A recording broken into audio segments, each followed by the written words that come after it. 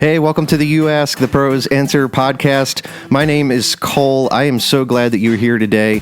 I'm hopping in here at the very top of the show because we are in the midst of a replay of our show's top episode of all time. We split it into two shows. Last week, you had an opportunity to hear my conversation with Aaron Rodgers, where we talked a little bit about the pros and cons of going to college versus jumping into the trades and learning a trade. We talked a little bit about what it takes to run a successful business. Now this week, you're going to get a chance to hear the culmination of the conversation that Aaron and I had. We're going to try to dispel some of the common misconceptions that we hear often about roofers and about people in the trades in general. We're going to talk about the changing tides that we see, and we're going to try to look out ahead and make some predictions about what is coming down the pike for people in our industry. Aaron and past self are already in the midst of a conversation, so let's go ahead and hop right in and join them.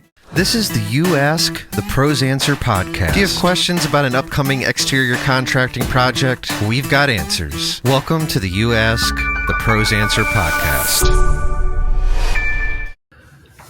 All right, so what I'm hearing is that all roofers are not either drunks, dropouts, or convicts? Nope. Okay. All right. Cool. Another common misconception, at least I believe it's a misconception, is that all contractors are dishonest, or, you know what, they're not even going to show up when they say they are, or they're going to show up with a porta pot and they're going to take down a section of my fence so they can get their equipment back, and then they're not going to show up for another month. Yeah. What do you say about that? So we live in a place where you're either going to get called one of two things. It's either going to be slower Delaware or lower Delaware, you know? So depending on if you've moved here or you're from here or which side of the county you grew up on, you're going to say one of those two things. But life was always a little bit slower here. Yes, we have the beach. Yes, what it looks like now is not what it always looked like. It's a very rural town, a lot of farms. So when you are surrounded by, major metro areas, like, we're a handful of hours away from New York City, we're a couple of hours away from DC, Philadelphia, a bunch of very large cities. When those people come here, they complain about the speed at which we do things. And when I was growing up, there was, pre-internet, pre-cell phones, all that stuff. You relied very heavily on calling and leaving somebody a message with the expectation that they were going to call you back. So when I was growing up, it was very common for contractors to not call you back. It was very common for them to not show up to the appointment because there wasn't the amount of contractors here back then. It was very normal and expected that at least a handful of the guys that you called out for an estimate weren't going to show up.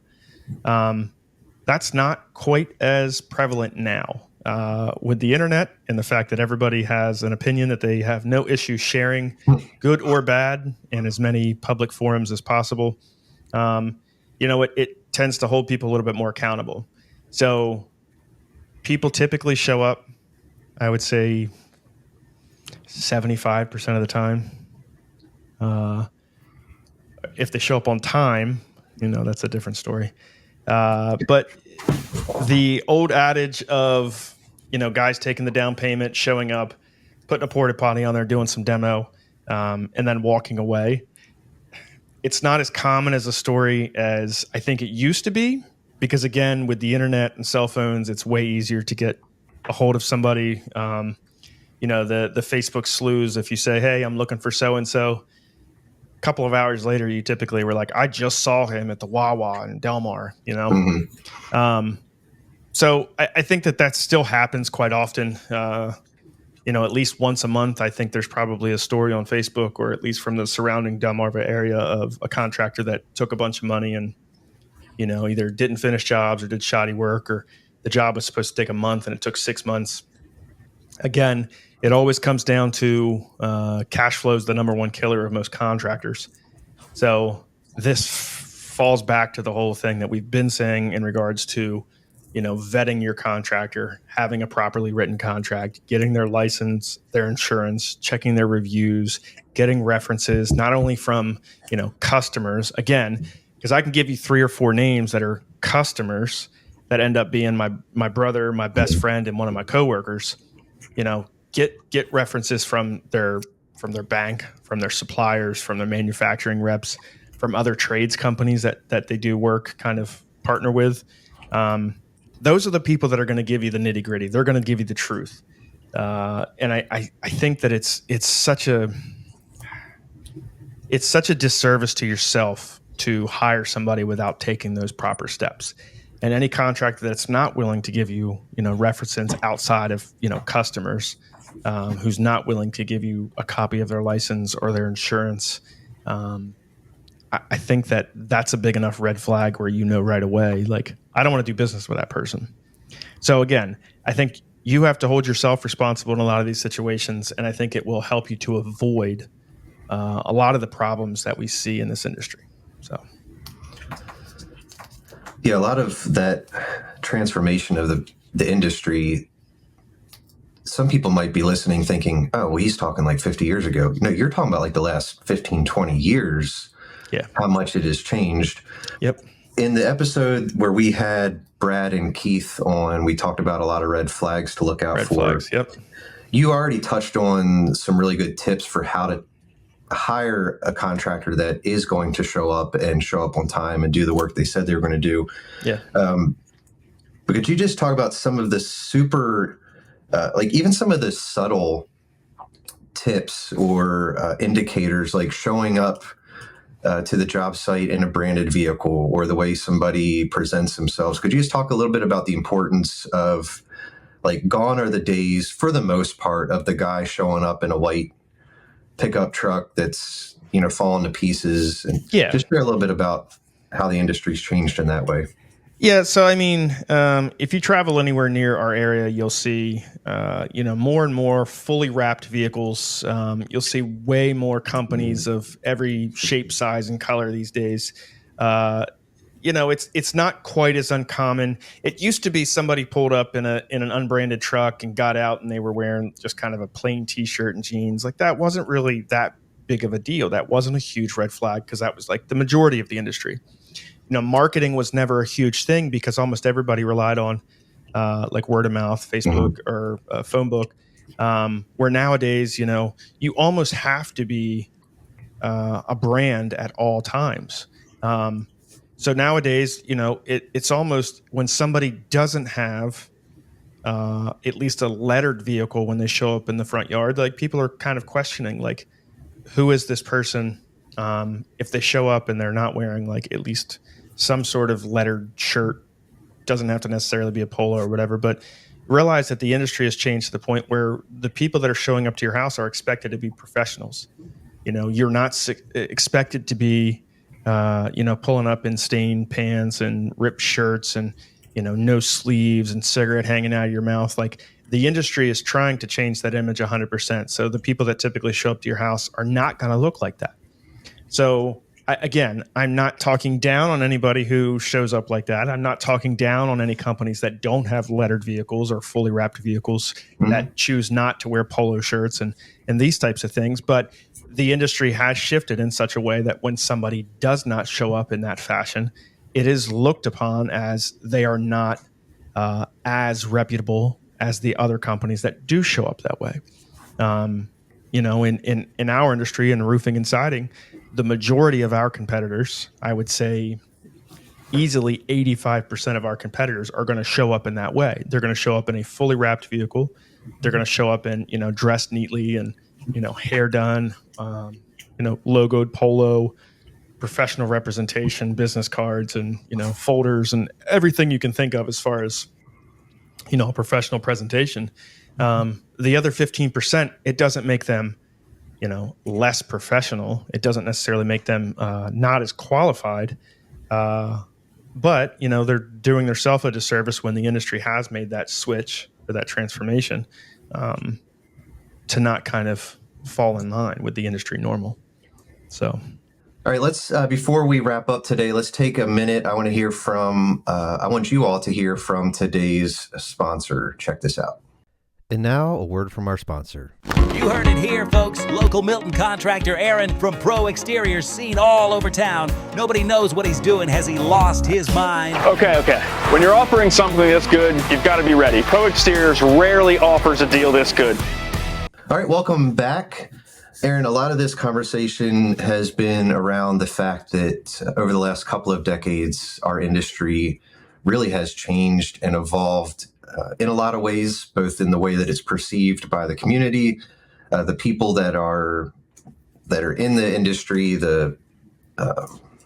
just a lot of it has changed. Yeah.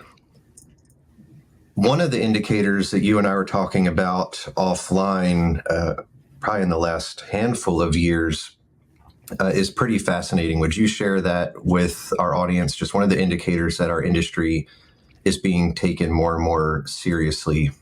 Yeah. So during COVID, we started to see this kind of momentum build where, larger hedge funds, private equity was starting to buy some of the larger name brand like home improvement companies in the industry. This started to get kind of snowballing, and we started to see more and more companies, taking those checks to the point where we've had some pretty well-known players in our space have sold out to private equity. Some of them have sold their brands completely and have been absorbed to become part of a larger brand. And some of those have basically taken private equity in order to catapult them to, the next tier. You're talking companies that are probably in the $20 to $25 million range in private equity. Basically, them coming in and funding that growth is able to get them to 40 million easily. So, when Wall Street starts hedging their money on home improvement companies, I think that's a pretty telltale sign that this is a legitimate business. And again, we're not talking about Berkshire Hathaway, who Warren Buffett has had billions of dollars into the real estate industry for a long time. We're not talking about buying like a massive home building company. We're talking about $2 billion, $3 billion hedge funds buying a $20 million roofing company in North Carolina, and then buying another $20 million roofing company in South Carolina, and then one in Georgia, and then one in Virginia and West Virginia and New York, and to the point where they've got a collection of, $20+ million home improvement companies up and down the East Coast. We've I think it was last year or the year before, we had our first technical $1 billion roofing company, Power Home Remodeling, I believe it was, hit over $1 billion in sales 2 years ago. So, this is stuff that I don't think anybody could fathom 10 years ago. Even 5 years ago, I'm not sure anybody was really even thinking about the fact that this was what's kind of coming down the pipeline. So, yeah. And so receiving news like that raises the bar for every other company, or at least companies that are taking things seriously, because they realize that to not just stay afloat, but to stay competitive, to thrive, we all have to up our game. And that benefits our audience. That benefits the consumer, because that means you're getting better quality workmanship, you're getting better warranties, you're better response time. And then for the audience member who's listening, who is on the fence about what their career path is going to be, that's exciting for you too, because that means that this industry is going to not only be around, but it's going to continue to be an industry that you can be excited to be a part of and grow in, right? Yeah, agreed. Yeah. Well, it's a lot of really good stuff, a lot of encouraging stuff. I'm excited to be part of this growing and thriving industry. All right, Aaron, as always, thank you for being willing to share your years of knowledge and wisdom with us. Appreciate it. Yep. All right, that is all we have for you today on the You Ask the Pros Answer podcast. If you're watching this and you are a business owner or you work in the trades, hang in there. We believe the future is bright. If you are a homeowner watching or listening to this, please be kind. We are doing our best. speaking of doing our best, if you enjoyed this episode or you enjoy the show, would you please let people know by rating it on Apple Podcast, on Spotify, on any of the platforms where you consume this? Let people know. Also, if you're watching this on YouTube, please be sure to like this video and subscribe to the channel. If you have questions related to exterior home remodeling or what it's like to work in the trades, send those questions to info@askproexteriors.com and place "You Ask" in the subject. If you are facing an upcoming home project, we hope episodes like this help you and empower you to tackle it with confidence. Remember, knowledge is power, and a little bit of research can go a long way. Until next time, happy homeowning. The You Ask, the Pros Answer podcast is produced in-house by the Pro Exteriors team. Pro Exteriors is the exterior contracting division of Empire Construction Group, LLC. This podcast is intended for informational purposes only and should not be considered legal advice. For more answers to your questions, please subscribe to this channel and podcast so you'll never miss an episode. Do you have an upcoming home remodeling project? Find more answers to your questions at askproexteriors.com.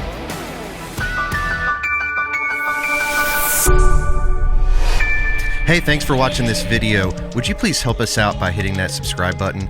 That would be awesome. Also, if you never want to miss another one of our uploads, please be sure to hit that notification bell. All right, thanks. See ya.